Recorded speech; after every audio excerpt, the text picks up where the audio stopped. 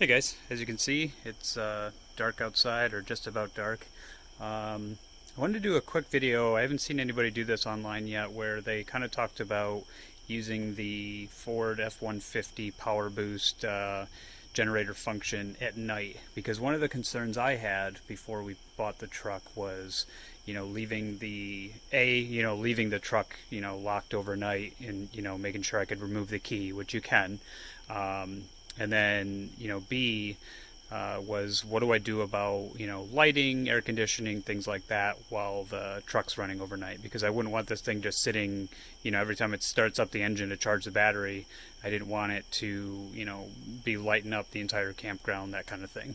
So I figured I'd try it out here before we do our off-grid camping trip in about a month or so, just so we can kind of set some expectations and see how it's going to go.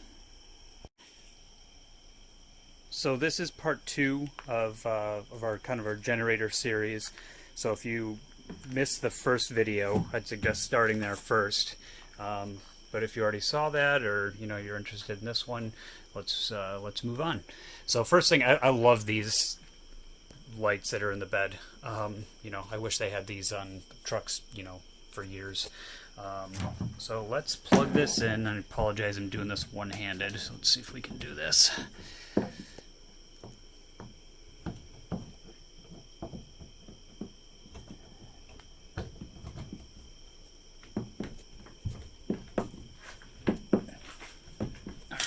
So the camper is plugged in. Now you'll notice one thing I didn't cover in the other video is another way to turn the generator on is this green button right here. Now notice I touched it, pressed it, nothing, no light.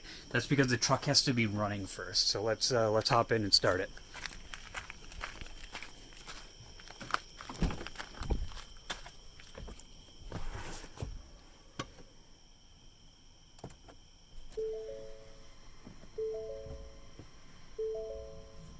Alright, that's on. Let's go back to the tailgate here and try this button since I didn't do it on the other video. Well, that's handy. I didn't notice that during the day. There's actually, let me turn off the bed lights so you can see it. I'm not sure if they'll stay on or not. Yeah, so there's actually some little lights for the outlets, which makes it handy as well for setting up at night. So let's hit that green button. Generator is on. You can see the yellow light. So that means it is now powering the RV. So one of the things with the tonneau cover, I was thinking maybe at night, what I'll do is, here, let me flip these back on so you guys can see, is these are adjustable. So if I undo this just the right amount, what I was thinking is leave that kind of loose. That way this can pick up. Leave this in this side of the cover. So as I close it, so that was my thought process, was basically to leave it like this, just kind of popped out overnight. That way, if you got stuff in the back of the truck, you just have, kind of a cable popped out like this, so it's not, like you're leaving your bed open, all night. And then this is still latched, so obviously if somebody really wants to get in there, they can get in, but at least it's just helping prevent people from just walking off with things. So now that that's done, I can hear that the climate control's on, so I think I would probably want to turn that off. Oh, sorry, wrong button. Power. Okay, so that's off. It's running the generator.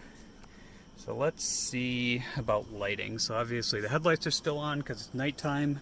So that's fog lights. And then just turn this to off. So light switch is off. Fog lights are off. That all looks good to me. I'm not sure. Let's see what happens.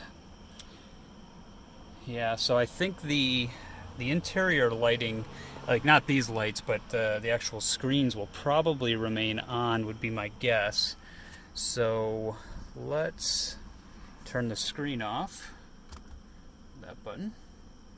Oh, that just clears it. That doesn't turn it off. Let me hit that button again, see if that comes on. Oh, did that, that works. Okay, so you just have to hit it again. Shut that screen off. Now this one will stay on. So let's do this. Let's just dim this as much as possible. Well, that doesn't dim it very much. But let's shut the door and see what this looks like. Alright, key not detected. Alright, and I'm going to walk away with the remote. That way it doesn't detect it as if you kind of went into your camper. And now we'll just give it a second to see if this, if the lights shut off. And as you can hear, the truck is not running, so it's powering the camper just off the battery currently.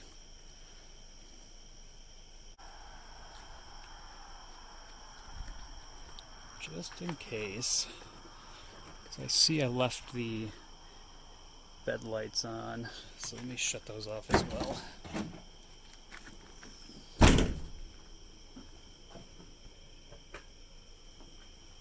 Yep, that's why the lights were staying on. Alright, so let's do a walk around. So currently the generator is still running. None of these lights are on. You can see on the inside, just that screen is on. If you guys know of a way to make that more dim, I hit the the down button as much as it would go. It didn't seem to really make much of a difference. If you have a way to turn that off, leave a comment down below, because I think that'd be really helpful. But other than that, all the outside lights are all off.